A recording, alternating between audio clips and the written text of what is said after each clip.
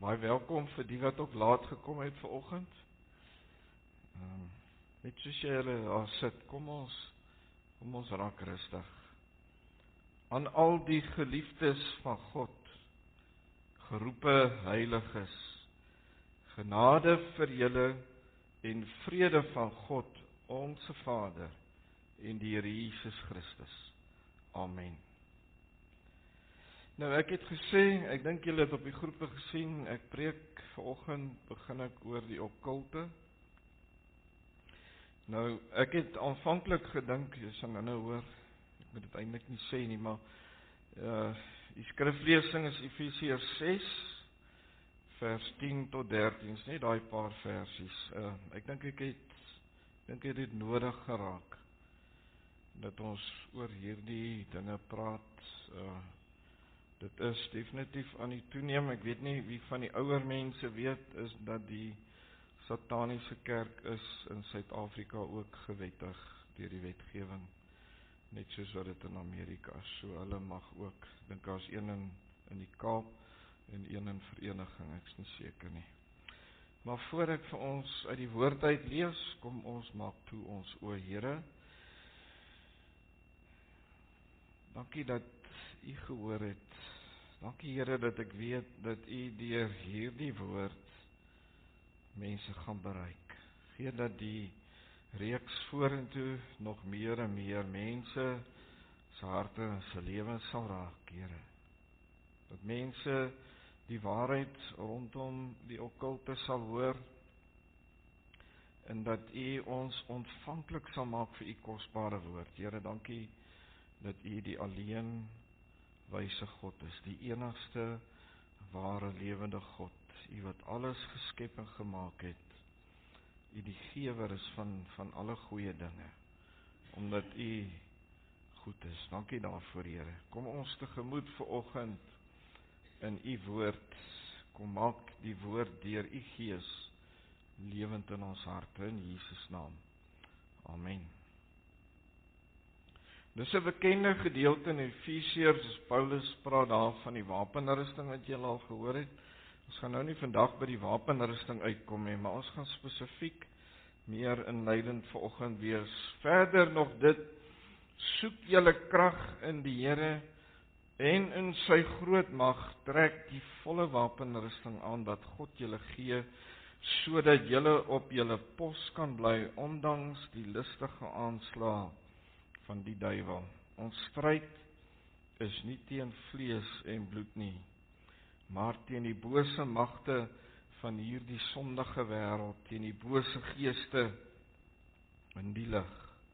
Trek daarom die wapenrusting aan wat God julle gee, sodat julle weerstand kan bied in die dag van onheil en nadat julle die stryd tot die einde toe gevoer het, nog op julle pos kan bly staan. Tot sover.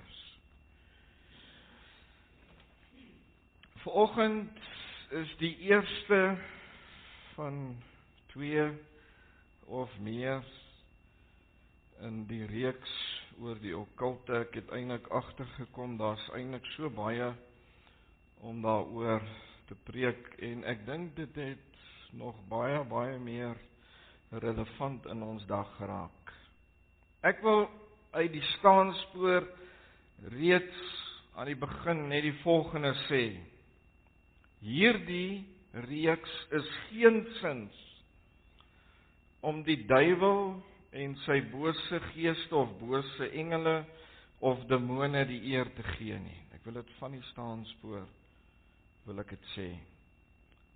Maar hierdie is om die vyand vanuit die skrif te ontbloot, die vyand se strategie te leer ken en te weet dat ons as sy kinders mag het om die vyand te kan weerstaan in die kosbare naam van Jesus Christus, sodat hy van ons kan wegvlug. Jakobus 4 vers 7 staan daar: Onderwerp julle dan aan God, weerstaan die duiwel en hy sal van julle af wegvlug.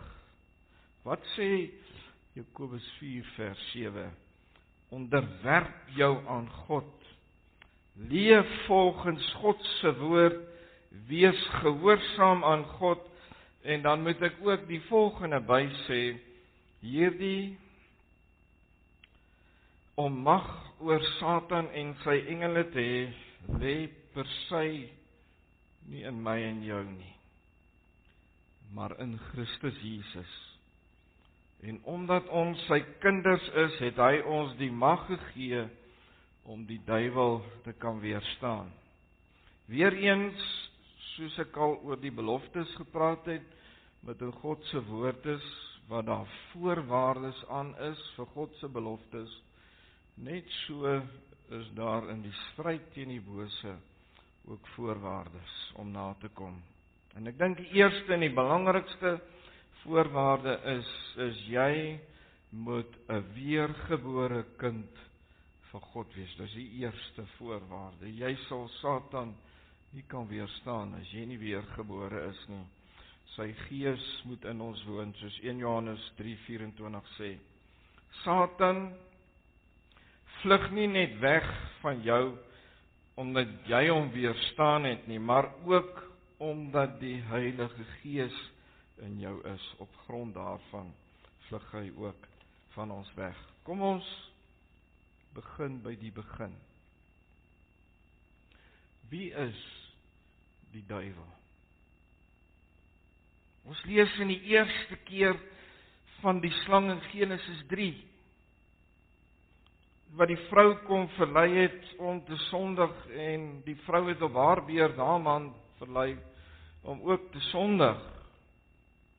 Nou wie is hier die slang waarvan Genesis 3 praat? Openbaring 12 vers 9 sê, en die groot draak is neergewerp, hoor mooi, die ou slang wat genoem word duiwel en Satan, wat die hele wêreld verlei. Hy is neergewerp op die aarde en sy engele is saam met hom neergewerp. Die vraag wat ons nou kan vra is, waar kom die duiwel en sy gevalle engele vandaan? Want ons lees juis, dit wat ek nou vir julle Openbaring 12 gelees het, is dat hy en sy engele, of bose geeste, is op die aarde neergewerp. Met ander woorde, hulle is uitgewerp. Nou is die vraag, waarvandaan is hulle uitgewerp?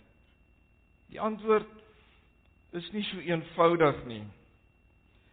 Want die Bybel antwoord ons nie so direk hieroor nie, net soos wat ons as gelowiges Sondag vier as die dag van die Here, en die Bybel ons nie 'n klinkklaar antwoord gee oor Sondag nie, teenoorgestelde van Sabbat in die Ou Testament. Net so is dit die geval ook hier met die duiwel. Die vraag wat ons moet vra is, het God die duiwel gemaak of geskep? En ons gaan bietjie later kyk na die name wat in die Bybel na hom verwys. As ek die vraag eenvoudig geantwoord, ja.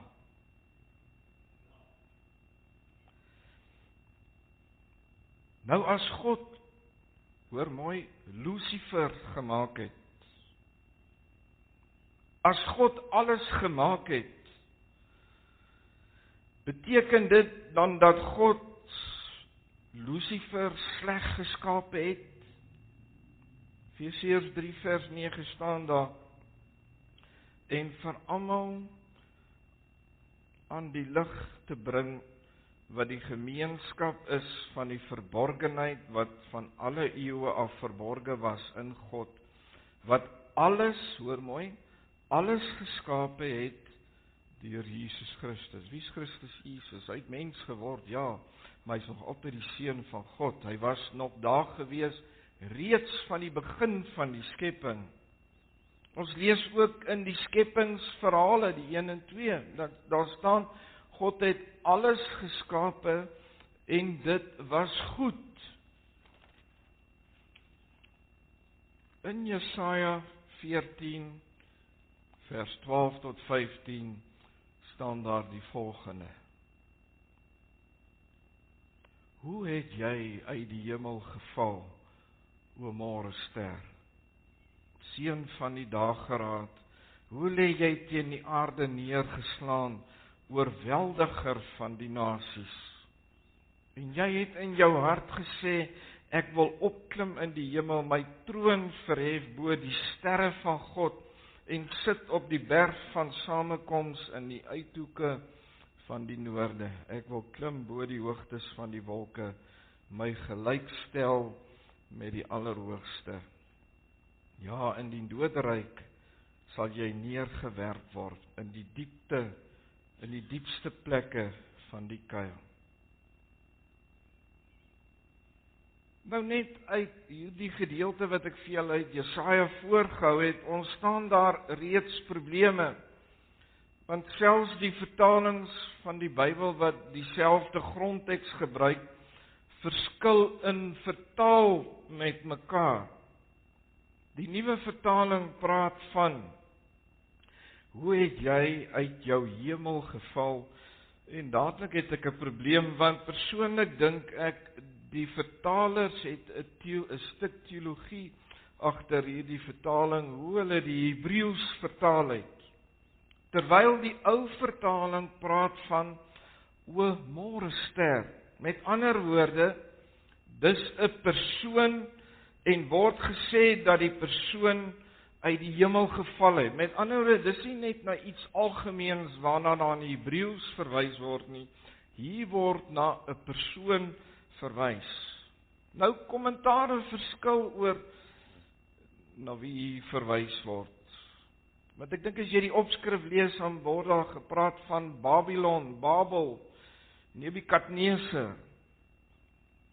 Maar as jy die King James Version lees, dan vertaal hulle môrester met Lucifer.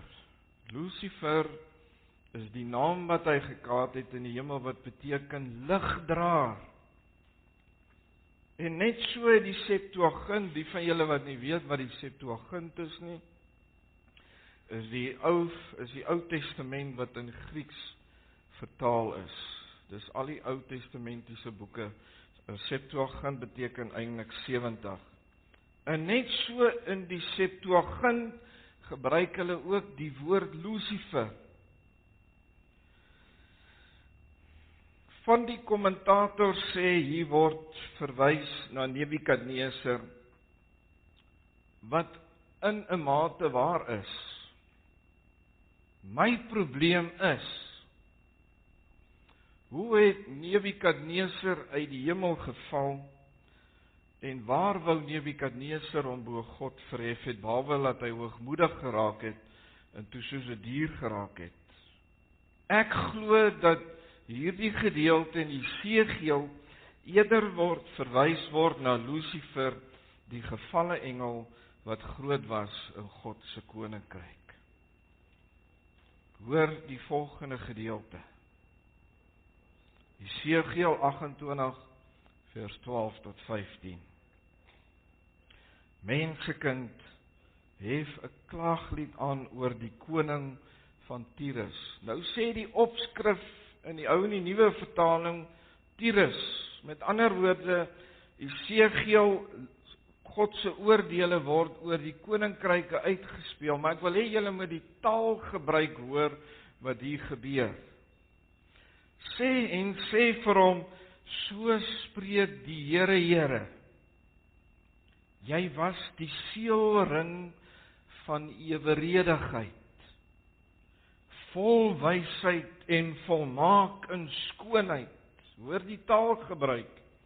Jy was in Eden. Nou Eden is in die boek Genesis.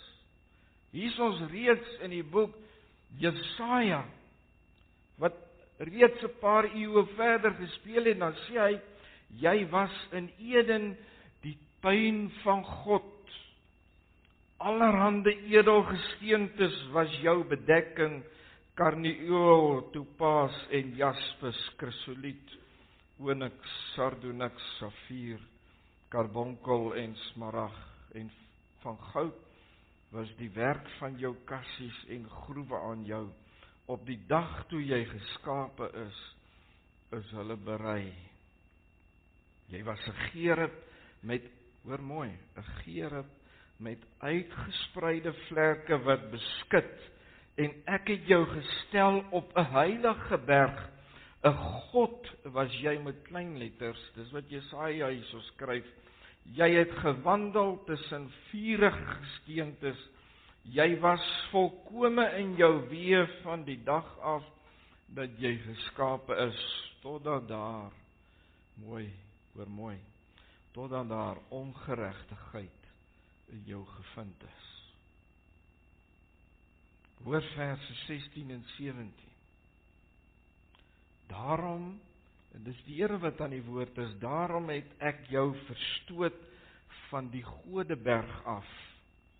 Ek het jou gerub, wat moes waghou tussen die glinsterende edelstene uit verwyder. Jou pragt het jou hooghartig laat word. Jou stralende glans het jou wysheid laat verloor. Ek het jou op die grond gegooi, jou daarvoor ander konings laat lê, dat hulle jou kan bekyk. Weereens verskil kommentators hieroor. Maar ek sê weer, luister die taalgebruik wat hier in Jesegiel aan die gang is. Vol wysheid, volmaak in skoonheid, gerub. Wat is 'n gerub? Dis 'n ander woord vir 'n engel. Jy was in Eden, die tuin van God. Jy was volkome. Met ander woorde, Lucifer was goed en volmaak geskape, totdat daar ongeregtigheid in hom gevind is, en dis wat hy in vers 17 sê. Wat was daar die ongeregtigheid? Hoogmoed. Hoogmoed het hom tot 'n val gebring, want hy wou homself gelyk aan God gestel het. Die woord sê hy wil hom verhef tot God. Nou het ek vir julle twee moeilike gedeeltes voorgehou. Die vraag wat ons nou moet vra is, het die engele wat God geskape het, dan ook hulle eie wil, of is hulle willoos? Het hulle net soos wat God die mens 'n eie wil gegee het, elkeen van ons het 'n eie wil, het God die engele ook 'n eie wil gegee? Kom ons lees wat skryf Judas in vers 6, dis die tweede laaste boek in die Bybel. Dink ook aan wat gebeur het met die engele, wat hulle nie binne hulle eie magsgebied gehou het nie, maar hulle aangewese woonplek verlaat het. God het hulle met onbreekbare kettinge gebind en hou hulle in duister dieptes vir die oordeel van die groot dag. Judas skryf daar dat die engele het uit eie wil, daar waar God hulle geplaas het, dit verlaat. Hulle dit self besluit. God het nie masjiene wat hom dien nie. God het mense wat hy 'n wil gegee het, om hom te wil dien, of nie te wil dien nie. God het ons 'n keuse gegee. God soek mense wat hom wil dien. Net so het God die mens ook geskep met 'n eie wil. Kyk byvoorbeeld in die tuin van Eden. Voor die sondeval, wat het daar gebeur?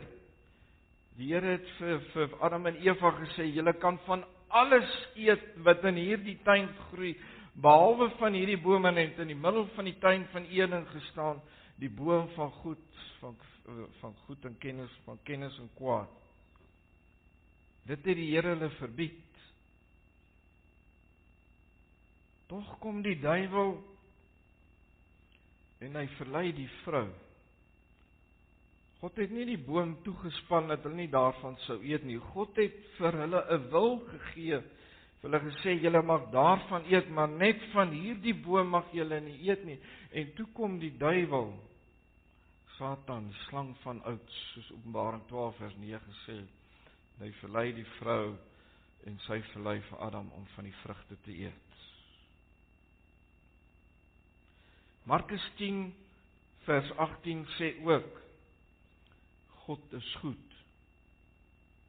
En op 'n ander plek in die Bybel sê, laat niemand as hy in versoeking kom sê, ek word deur God versoek nie, want God kan deur die kwaad nie versoek word nie, en self versoek hy niemand. Jakobus 1 vers 13. God is goed. Wat lei ons uit dit alles af?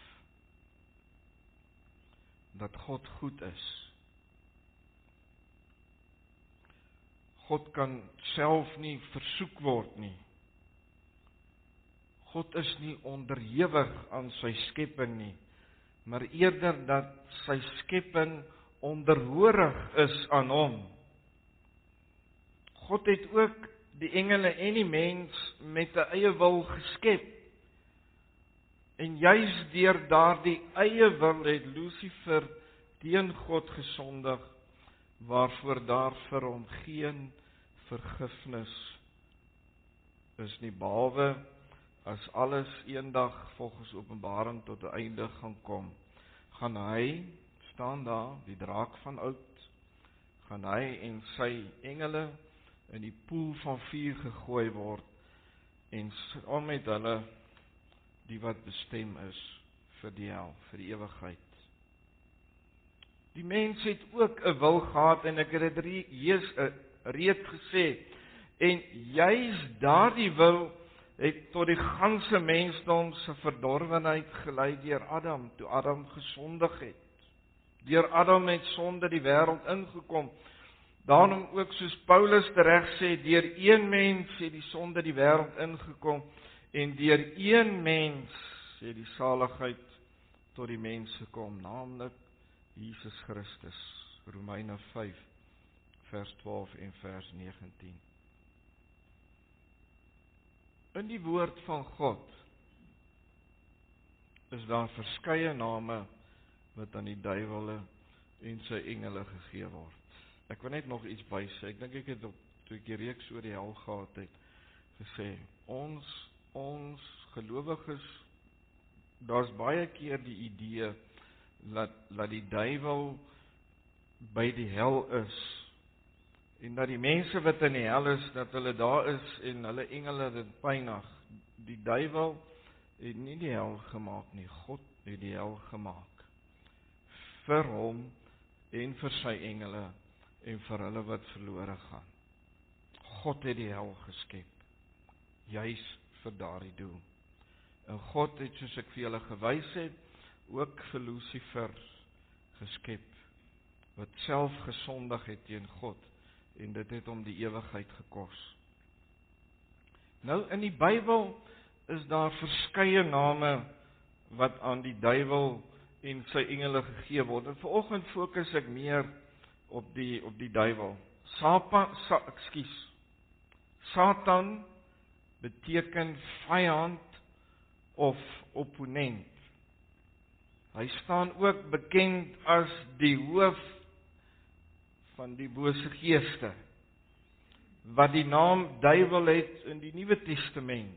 Matteus 4 vers 1, Lukas 8 vers 12, daar's nog meer verwysings daarna in die Nuwe Testament.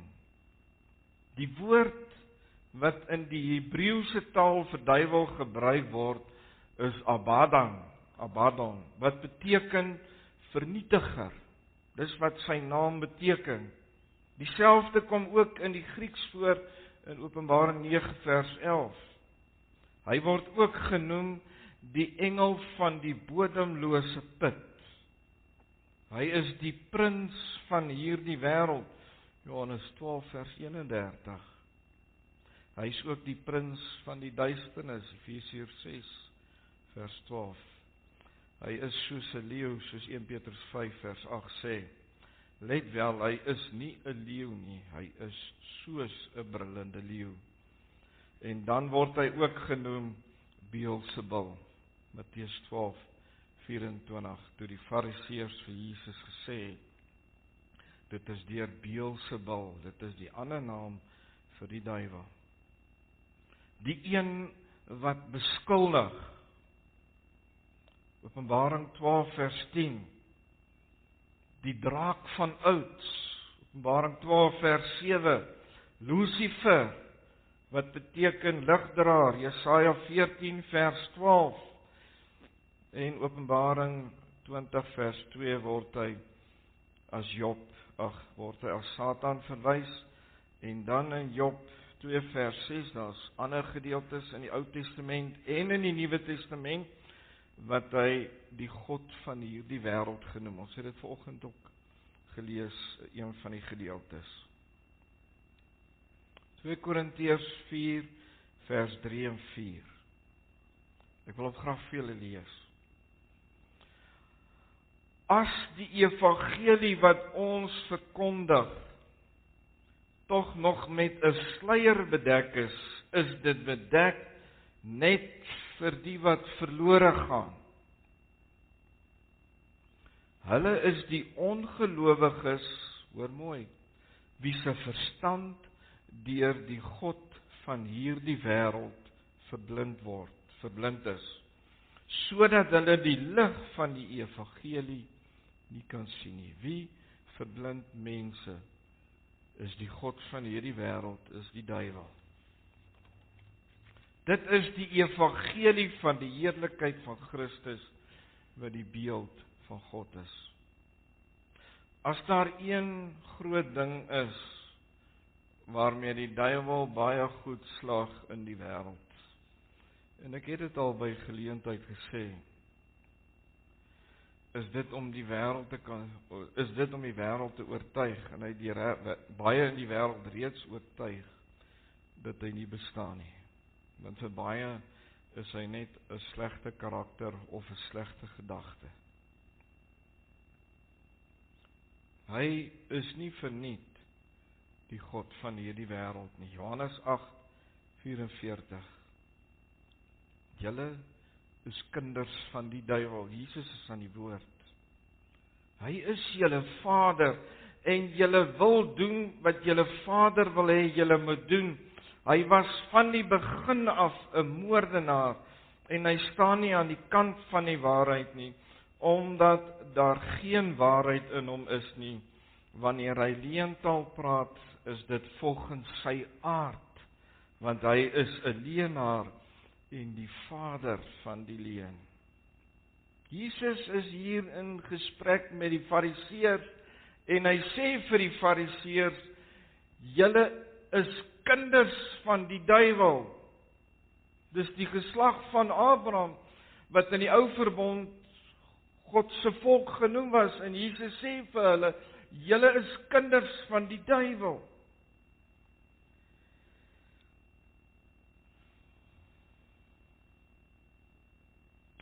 Ek wil ook dit vanoggend by sê. Die wie nie 'n kind van God is nie, hoor mooi, is 'n kind van die duiwel. Hy's 'n mensemoordenaar, en hy's 'n hater vir alles wat goed is. Die duiwel weet baie beter as wat ek en jy weet, wat die uiteinde is, wat sy uiteinde is. Die ewige verdoemenis, die put van vuur, wat vir hom en sy engele gemaak is deur God self. En ook hulle wat bestem is om verlore te gaan. Ons lees baie dele in die Ou Testament en in die Nuwe Testament, dat Satan, ek wil dit net vanaf verduidelik, op die aarde neergewerp is. Sy domein is hierso waar ons is. Sy domein is nie die hel nie, want die hel is gemaak vir hom, so hy sal nie daar wees nie.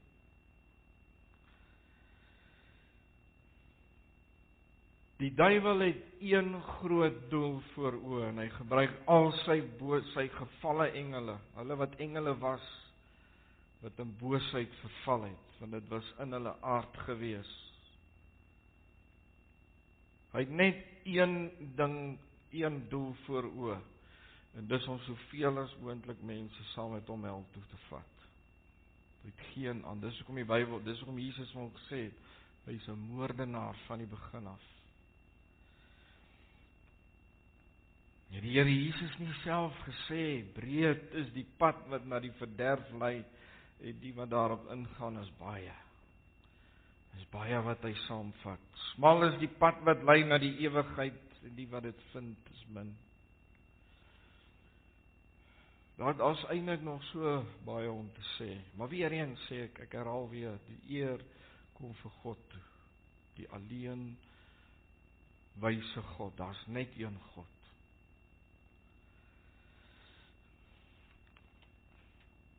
Maar ek glo hierdie is vereers genoeg om bietjie te gaan aan herkou. Volgende Sondag, soos ek gesê het, gaan ek weer bietjie verder oor die okkulte, waarvan Lucifer die skepper en die vader is van die okkulte.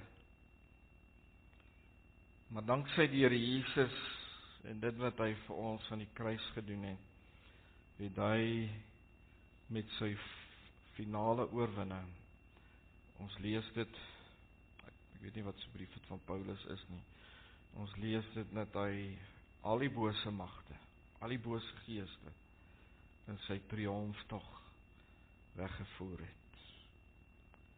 Ek sluit af. Hoor Jakobus 2 vers 19.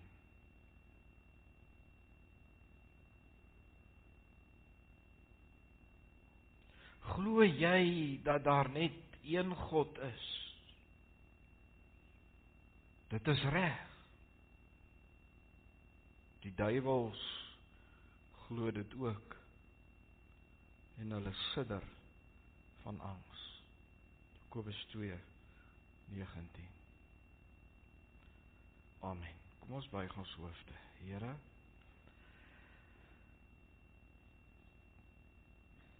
aan U kom toe die eer, die heerlikheid, die lof en die aanbidding.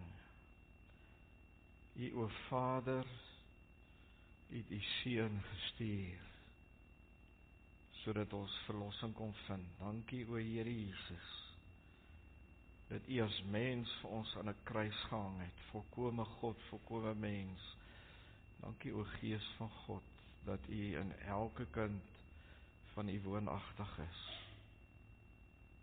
En dat ons hier gelees het, Jakobus 2:19, ek hoef nie bang te wees nie, want hy wat in my is groter as Satan en al sy engele. En ons lees daar, dat hulle sidder van angs. Is dit nie Johannes wat geskryf het nie? Moenie bang wees vir die een wat die liggaam kan skade doen nie, maar vrees eerder hom, wat sowel die liggaam as die siel in die ewige verderf kan gooi. Daarom sê ek vir U, dat alles alleen vir U toekom. Dankie Here vir die kosbare woord. Dankie vir die waarheid. Here, dat die waarheid ook vir hulle sal vrymaak. En dis soos Paulus ook geskryf het, dat ons die duiwel kan weerstaan. Jakobus het dit gesê. Maar Here, dat ons sal leef as afgesonderde mense, soos Romeine 12:1-2 sê. Afgesonderd vir die evangelie. En dankie Here vir genade. Seën hierdie dag tot U eer. In Jesus naam. Amen.